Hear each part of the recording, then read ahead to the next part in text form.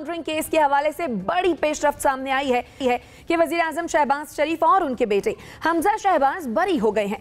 नवंबर 2020 में इंसदाद money laundering act की दफात के तहत दर्ज किए गए मुकदमे में आज उन्हें लाहौर की खुसूसी अदालत ने बरी कर दिया है। इस केस में वजीर आजम के साहबजादे सुलेमान शहबाज बरतानिया मफरूर हैं।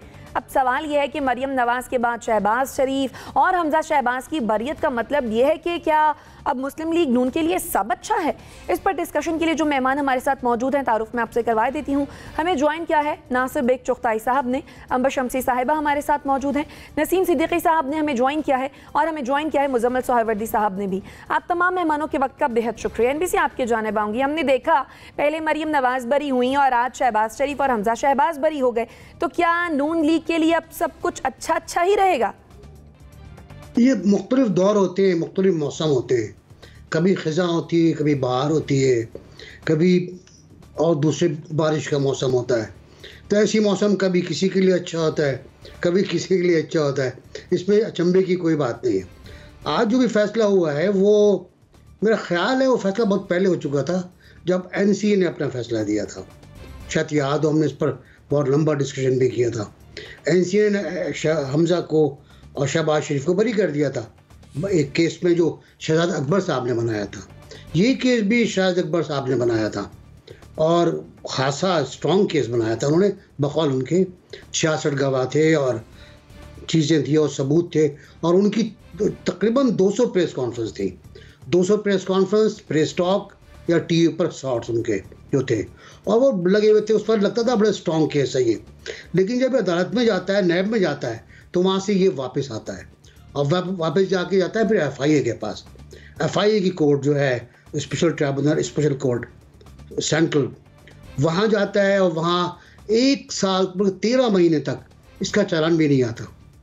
जब चालान नहीं आता तो केस कैसे चलेगा? खैर एनीवे चालान आया। वो 66 गवाह जो पेश होने थे वो उन्होंने किसी ने नाम नहीं लिया शहबाज शरीफ का। और ये बात है PTI के दौर की, इस दौर की बात नहीं है। जो तो अप्रैल तक जो कुछ होता रहा उस वक़्त तक PTI की हुकूमत भी ये केस साबित नहीं कर पाई।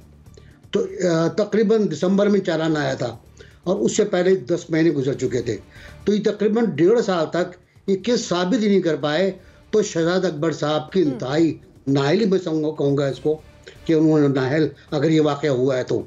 और NCA में भी शिकस्त खाई उन्होंने और फिर यहाँ से वापस चले गए। उन्होंने जो कुछ किया, बिगाड़ पैदा किया, हो सकता है। लेकिन मैं समझता हूँ कि ये केस और डिवीज़न पे पैदा करेगा पाकिस्तानी सोसाइटी में। एक तरफ से बयान आएगा कि इंतकामी कार्रवाई थी, एक तरफ से बयान आएगा देखो कोर्टें भी गुलाम बन गई। एक बयान आ चुका है कि अदालती निज़ाम पे तमाचा है। तो ये बयान चलेंगे और ये इस वजह चलेंगे कि हमने इदारे कायम नहीं किए, हमने इंस्टीट्यूट कायम नहीं किए, हमने अदालतों पर अपना भरोसा और भरम खो दिया। सही, यानी आपके ख्याल में आज के फैसले के बाद मजीद डिवीजन पैदा होगी? आपका पॉइंट आ गया। मुजम्मिल सोहरावर्दी साहब आपकी जानिब आऊंगी। कहा यह जा रहा था कि ये ओपन एंड शट केस है, इसमें जो सबूत हैं, जो TTs हैं, जो ट्रांजैक्शंस हैं, जो मकसूद चपरासी के हवाले से बात हो रही थी, फिर वो 7 वॉल्यूम्स, फिर अचानक इस केस में हमजा शहबाज और शहबाज शरीफ साहब का बरी हो जाना, क्या ये सवालिया निशान नहीं है आपके ख्याल में?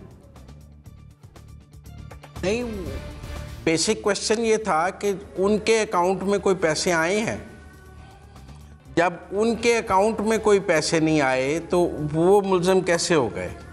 या तो ये किसी की को वहाँ पे अप्रूवर बना के, जैसे कि NBC ने कहा है अपने दौर में, उस पर जिरा करवा लेते, ट्रायल मुकम्मल करवा लेते। अदालत से बरी हुए हैं, इसको कोई क्या कह सकता है? आप सुप्रीम कोर्ट ने सो मोटिव लिया, उन्होंने कहा कि इस केस का ना इन्वेस्टिगेटर चेंज हो सकता है ना प्रोसिक्यूटर चेंज हो सकता है, और वो सू मोटिव उन्होंने पेंडिंग रखा। उन्होंने कहा अगर आपने इन्वेस्टिगेटर चेंज करना है, प्रोसिक्यूटर चेंज करना है, तो आपको सुप्रीम कोर्ट की इजाज़त चाहिए होगी। DG FIA को हर किस्म का तबादला करने से मना कर दिया इस केस में कि इस केस में बिल्कुल ना प्रोसिक्यूटर चेंज होगा ना इन्वेस्टिगेटर चेंज होगा। जो लोग इमरान खान के दौर से इन्वेस्टिगेट कर रहे हैं, जो प्रोसिक्यूट कर रहे हैं, वही जारी रखेंगे। उन्होंने ही जारी रखा, वही तफ्तीश लेकर गए, उन्हीं का चलान था, उन्हीं का सब कुछ था। अगर वही अदालत में नहीं साबित कर सके तो फिर क्या किया जा सकता है? अगर तो किसी को धौंस धांधली से सज़ाएं दिलवानी हैं और आपका स्क्रिप्ट था कि मैंने अपने मुखालफीन को एक प्रोपेगेंडा की ज़ोर पे और अपने दूसरे प्रेशर के ज़ोर पे टारगेटेड एहतसाब से नाहल करा के अकेले रह जाना है, तो शायद वो स्क्रिप्ट नाकाम हो गया है। लेकिन वैसे अगर कोई अदालतों से बरी हो रहा है तो आप उस पर कैसे सवाल उठा सकते हैं? वही अदालतें इमरान खान को छुट्टी वाले दिन जमानतें नहीं दे रही हैं, घर से जज स्पेशली नहीं आते उनको जमानतें देने के लिए, तो फिर उन जमानतों पर भी सवाल उठा लें। इस तरह अदालतें काम कर रही हैं, वो उनका ट्रायल कोर्ट से बरी हुए हैं, उन्होंने कोई एनआरओ नहीं लिया। अगर इमरान खान साहब और शहजाद अकबर बहुत संजीदा थे तो जाके अदालत में पेश हो जाते। चलिए ठीक है, पनामा में नहीं जाके दरखास्त दे दी थी, तो आज भी दरखास्त दे देते। ठीक है, फरीक बन जाते उसमें जाके, अंबर आपकी कहते हैं कि ये सबूत है। भाग क्यों गए शहजाद अकबर साहब? चलिए, सवाल ये है कि शहजाद अकबर भाग क्यों गए? चलें, ये हम पूछ लेंगे मुजम्मिल साहब। चलें अंबर, क्या ये वाकई इस तरह से खत्म होने वाला केस था आपके ख्याल में? देखिए, जो केस के मुकदमे के जो तफसीलात हैं वो तो क्योंकि एनबीसी ने और मुजम्मिल साहब ने पेश कर दी, तो मैं उससे मज़ीद क्या बात कर सकती हूँ, क्योंकि उस वक्त जब इतनी सारी प्रेस कॉन्फ्रेंसेस हुई थी, उस वक्त जब इस केस को मीडिया में उठाया गया था तो यही बताया जाता था कि इंतहाई मजबूत केस है, इससे शहबाज शरीफ साहब तो बचने नहीं वाले। लेकिन बार बार हमने देखा है जब भी एहतसाब का अमल, जब एक हवा का रुख बदलता है और इसके हक़ाइक़ सामने आते हैं या अदालत में जाते हैं, तो अदालतें खुद ही कह देती हैं कि इसको मजबूत नहीं था, ये नाअहली थी या नैब की या जो भी प्रोसिक्यूट कर रहा था या इन्वेस्टिगेट कर रहा था, तहक़ीक़ कर रहा था। और यहाँ हमने यही देखा है कि वक्त जब था, एक्सपेडाइट करने का वक्त था, इसको मंतकी अंजाम तक लेकर जाने का, तो वो नहीं लिया गया। तो यही नज़र आ रहा है कि ये केस में जो बरियत हुई है इसमें दो तरफ से आपको ले सकते हैं, या तो ये हवा का रुख वाकई बदल गया है या केस कमज़ोर था जितना हमें बताया गया था और उसको बढ़ा चढ़ा कर बनाया गया था।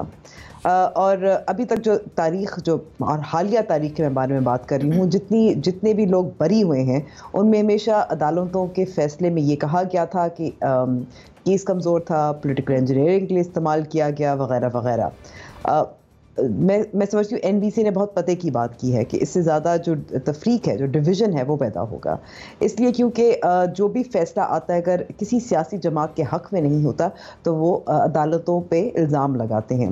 लेकिन हम ये देख रहे हैं कि जिस अदालत या जज पर हम की तरफ देखते हैं वो फैसले लेते हैं और कभी किसी के हक़ में होता है, किसी के ख़िलाफ़ होता है।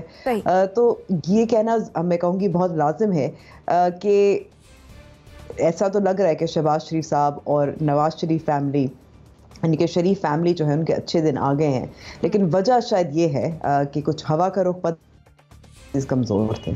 सही। नसीम सिद्दीकी साहब, 7 सितंबर को बरियत की दरखास्त दी गई, 12 अक्टूबर को फैसला आ गया, इतनी तेज़ी? बिल्कुल तेज़ी तो आनी थी। शहबाज स्पीड किस लिए कहते हैं? इसीलिए तो कहते हैं। आप देखें, मैं तो आए बाएँ शाये नहीं करूँगा, ये एक तमाचा है पाकिस्तान के इंसाफ के निज़ाम के ऊपर। मुजम्मिल ने सही कहा कि अदालत ने बरी किए, हम अदालतों पे जो है उंगली नहीं उठा सकते क्योंकि अदालत ने सबूत और गवाह देखने होते हैं। ये जो ताकतवर मकड़ी का जाला फाड़ के नहीं निकल जाते, ये वो लोग हैं, इतनी दौलत है, इतने पैसे कमाए। मकसूद चपड़ासी बेचारा फौत हो गया, डॉक्टर रिजवान फौत हो गए, मतलब इनको देखें कि अल्लाह ताला की तरफ से भी मदद मिल रही होती है शायद। तो ये पाकिस्तान में इसी तरह होगा। मैं तो कहता हूँ जेलों के दरवाजे खोलें। जिन बेचारे लोगों ने भूख नंग से तंग आके छोटी छोटी चोरियाँ की हैं, किसी ने बच्चे की फ़ीस देनी थी, किसी ने बिजली का बिल जमा कराना था, किसी के घर खाने के लिए नहीं था, भाई उनको आपने क्यों पकड़ पकड़ के अंदर डाला हुआ है? रोज़ाना बड़े लोगों के केसेस चल रहे होते हैं और गरीब अवाम बाहर जो है वो जेल की बड़ी गाड़ियों में पड़ी सड़ रही होती है। क्या निज़ाम है? देखें, मतलब एक वक्त आ रहा था, कितने बड़े बड़े सबूत शहजाद अकबर साहब दिखाते थे। हमने भी प्रेस कॉन्फ्रेंसेस में देखा है, टीटियाँ लगी हैं, इनके नाम पे लगी, फिर हम बैठ के कहते हैं देखें जी उनके तो अकाउंट में नहीं आए थे। रमज़ान शुगर मिल किसकी है? मेरी है शुगर मिल। जिस तरह वो बाहर से पैसे आए, मतलब केस 2 दिन के अंदर ख़त्म, 1 महीने के अंदर अंदर सब उन्होंने पाइल अप किया, नैब ने गिरफ्तार किया, कोट लखपत जेल में डाला गया, पेशियाँ पेशियाँ होती थी, कौन वहाँ पे जाता था? पेशियाँ नहीं भुगतते थे, आप गवाह को इनराफ कर लें, आप सबूत गायब कर दें। ये जो बड़े मुजरिम होते हैं ना, इनका यही वतीरा होता है। और दुनिया में इसी तरह है कि वाइट कॉलर क्राइम को एक तो पकड़ना कोई इतना आसान काम नहीं होता। आप देखें कि जो NCA की भी मिसाल दी जा रही है, वहाँ पे मुत्तहिदा के लीडर का भी तो उनके घर से 5 लाख पाउंड पकड़े गए थे, लेकिन NCA प्रूव नहीं कर सका। NCA भी कोई इतना बड़ा इदारा या वो चीज़ नहीं कि आप उसकी मिसालें देते फिर। उन्होंने दूसरे मलिक रियाज साहब के केस में क्या किया था, पैसे अपना कमीशन काट लिया, बाकी पैसे वापस कर दिए। तो जहाँ बड़ा पैसा आ जाता है वहाँ हर तरह की लालच आ जाती है, वहाँ लोगों को भी ख़रीद लिया जाता है, सबूत भी गायब कर दिए जाते हैं, गवाह भी इनराफ कर दिए जाते हैं। तो ये कोई बड़ी बात नहीं, लेकिन सिर्फ दुख इस बात का है कि पाकिस्तान के अंदर क्या इसी तरह चलता रहेगा? हुदैबिया पेपर पिल केस माफ़ हो गया, मरीम नवाज का एवन फील्ड आज भी मौजूद है, उसी अपार्टमेंट्स में रह रहे हैं। सरे महल कहाँ गया? वही जरदारी साहब जब बेचने लगे वहाँ पे प्रॉपर्टी, तो उन्होंने कहा ये मेरी प्रॉपर्टी है, पहले वो माने नहीं यहाँ की अदालतों में। तो बस पाकिस्तान का यही हाल है, अल्लाह ताला रहम फरमाए। सही। NBC, आप कह रहे थे कि इस फैसले के बाद डिवीजन मजीद पैदा होगी, लेकिन क्या इसका सियासी फायदा होगा नून लीग को? देखिए, यकीनी तौर पर सियासी फायदा होगा इसका, तकरीबन मेरा ख्याल है। लेकिन सियासी फ़ायदे कहाँ होगा? उन्हीं हल्कों में ना जो पूरा मुस्लिम लीग है, वो तो कहेंगे बहुत सही फैसला हो गया, साबित हो गया कि हम सच्चे हैं। दूसरे कहेंगे साबित हो गया कि अदालतें जो हैं वो उनके अंडर में काम कर रही हैं। अभी इमरान खान साहब ने भी कहा है और नसीम ने भी कहा है, दोनों एक ही बात अभी शरकपुर में खिताब कर रहे थे, वो यहाँ खिताब कर रहे थे। मैं अर्ज़ ये कर रहा था कि जो गवाह आपको कोर्ट में लाने थे, वो गवाहियाँ पेश क्यों नहीं की आपने? मुश्ताक चीनी वाला बड़ा सुना था हमने, इतना प्रेस कॉन्फ्रेंस की थी शहजाद अकबर साहब ने कि कान थक गए थे नाम सुन के। मुश्ताक चीनी वाला, मकसूद और वगैरह वगैरह। मुश्ताक चीनी वाले का नाम ही केस के अंदर नहीं है, मैंने जो भी देखा है। और जज ने भी कहा है, जज ने कहा है कि 1 करोड़ 30 लाख रुपए जो आपने कहा है सियासतदानों को देने का, सियासतदान को देने का, वो नाम कहाँ है सियासतदान का? उसका नाम भी नहीं है।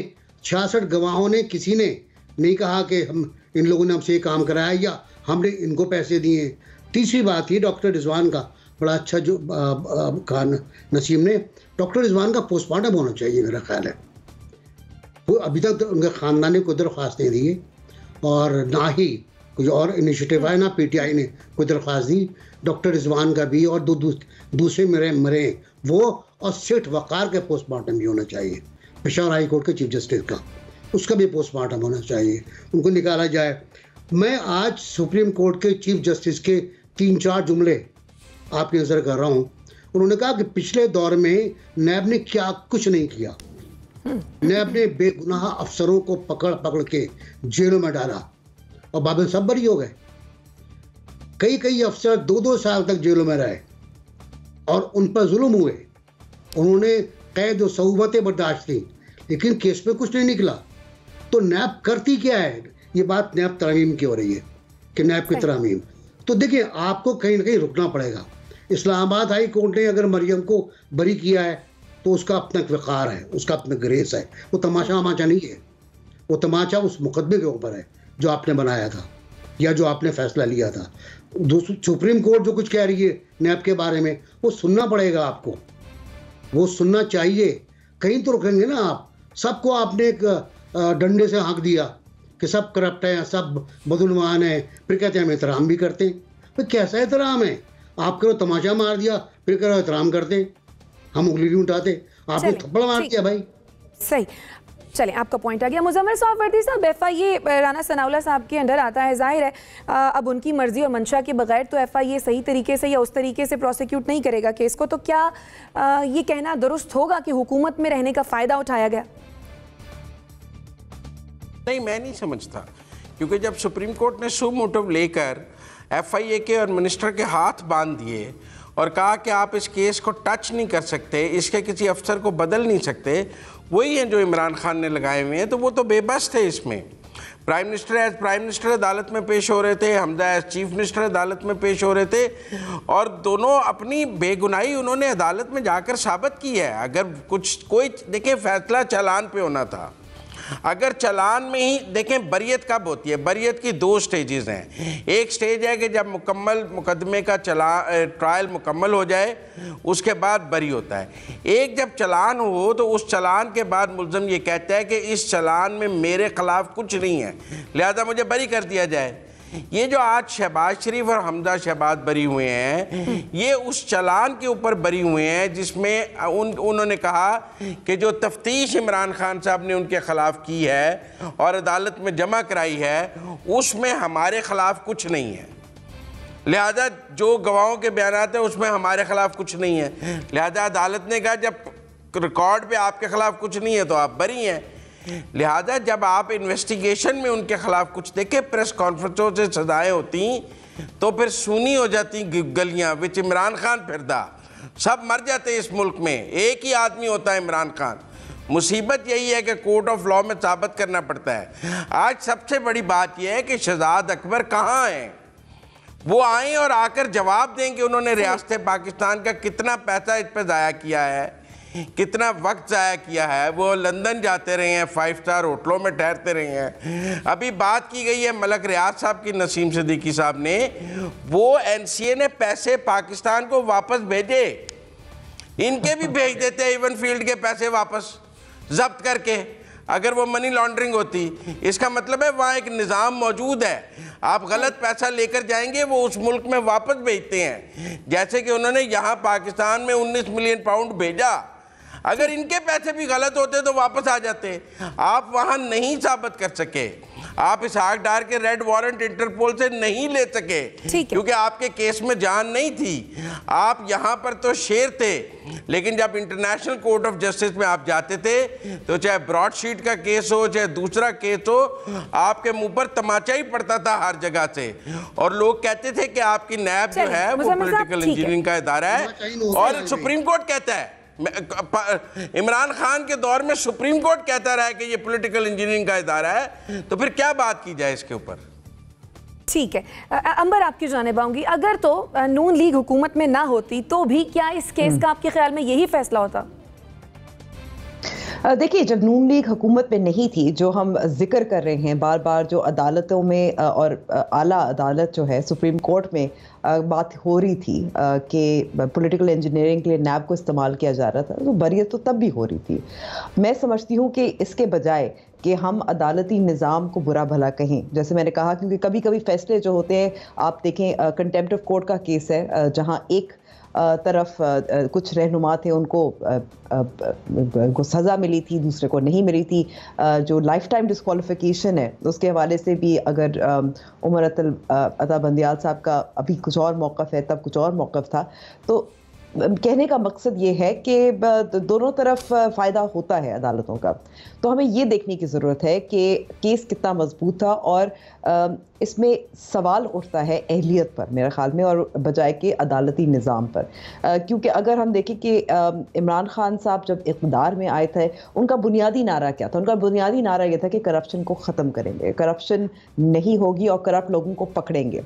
उसकी वजह से उन्होंने एक स्पेशल यूनिट जो है वो कायम किया था। शहजाद अकबर साहब उसको हेड कर रहे थे, और शहजाद अकबर साहब जैसे कहा गया है वो बार बार लंदन भी जाते थे, बहुत कुछ कोशिशें कर रहे थे, ख़बरें भी छप रही थी, NCA से भी उन्होंने रब्ता किया था। अब NCA को भी हम अगर नैब के साथ हम उसका शुमार करते हैं तो मेरे ख्याल में कि ये भी बहुत बड़ा सवालिया निशान है, क्योंकि वहाँ फैसला आपको नहीं पसंद आया जो शहबाज शरीफ का केस था, तो फिर हम उसको भी इल्ज़ाम लगा सकते हैं। साबित करना मुश्किल होता है, तो इससे बेहतर है कि आप प्रेस कॉन्फ्रेंसेस करें, उसका स्पिन बनाएं, उस पर बहुत बात करें, मजबूत केस बनाकर सामने आए, 1 साल इंतज़ार कर लें, थोड़ा सा ठहराव ले आए और फिर एक्सपेडाइट करें केस को। तो मेरे ख्याल में कि ये जो शहजाद अकबर साहब पर सवाल उठ रहा है कि वो कहाँ हैं और उनको कितना जिम्मेदार ठहराया जा सकता है, बिल्कुल जायज़ सवाल है, क्योंकि बरियत हुई है तो इसलिए सिर्फ नहीं है कि हवा का रुख एक तरफ है या अदालतें जो हैं वो एक तरफ हैं या बिकी हुई हैं। और मैं नहीं कह रही, ज़ाहिर सियासी मुखालिफिन ही कहते हैं। सवाल ये बनता है कि आपने जो आप वादा करके आए थे वो पूरा क्यों नहीं किया। सही। ठीक, नसीम सिद्दीकी साहब, क्या इस बरियत ने इमरान खान के बयानिए को दोबारा से जिंदा कर दिया आपके ख्याल में? बिल्कुल दोबारा से जिंदा कर दिया, क्योंकि अवाम तो इस फैसले से खुश नहीं है। आप देख लेंगे कि जब भी उनका ये रिवाइवल होगा इन चीज़ों का, अवाम उसमें जवाब देगी। बाद में ये कह रहा था कि हम लोग बड़े सादा लोग हैं, हमें आपने ऐसे ही मुझे तजियाकार आप इंट्रोड्यूस करा देती सीनियर साफ़ी, मुझे तो पता ही कोई नहीं है इस मुल्क के अंदर। मतलब वर्ल्ड बैंक की बाकी इदारों की रिपोर्ट्स है कि जो कौमी ख़जाना उसे कोई 55% के करीब करप्शन होती है। कौन करता है? मैं करता हूँ, आप करती हैं, मुजम्मिल साहब करते हैं, यही ब्यूरोक्रेट्स करते हैं ना, यही सियासतदान करते हैं।